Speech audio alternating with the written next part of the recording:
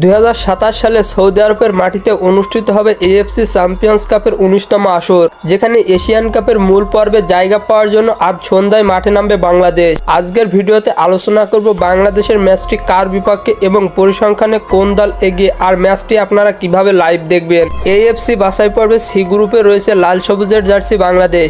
বাংলাদেশের সাথে সি গ্রুপে রয়েছে ইন্ডিয়া, হংকং, সিঙ্গাপুর। মূলত বাছাই পর্বের এই তিনটি দলের বিপক্ষে মাঠে নামবে বাংলাদেশ। এশিয়ান কাপের বাছাই পর্বে নিজেদের প্রথম ম্যাচে এবার ভারতের বিপক্ষে বাংলাদেশ মাঠে নামছে। ভারতের সাথে এই ম্যাচটির মধ্য দিয়ে জার্সিতে অভিষেক হবে হামজা চৌধুরীর। বর্তমানে 898 পয়েন্টস নিয়ে ফিফা র্যাঙ্কিংয়ের 185 নম্বর অবস্থানে রয়েছে বাংলাদেশ।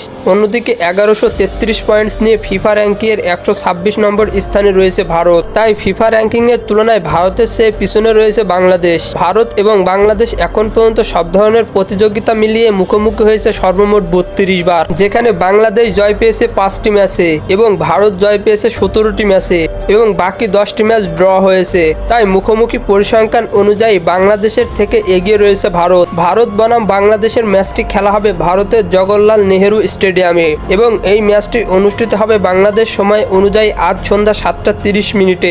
এই ম্যাচটি সরাসরি লাইভ দেখতে হলে চোখ রাখতে হবে টিভিতে টি স্পোর্টস চ্যানেলে এবং মোবাইলের মাধ্যমে দেখতে হলে ফেসবুকে সার্চ করতে হবে বাংলাদেশ বনাম ভারত লাইভ ম্যাচ। এভাবে সার্চ করলে আপনার পছন্দের মতো খেলা আপনি দেখতে পারবেন।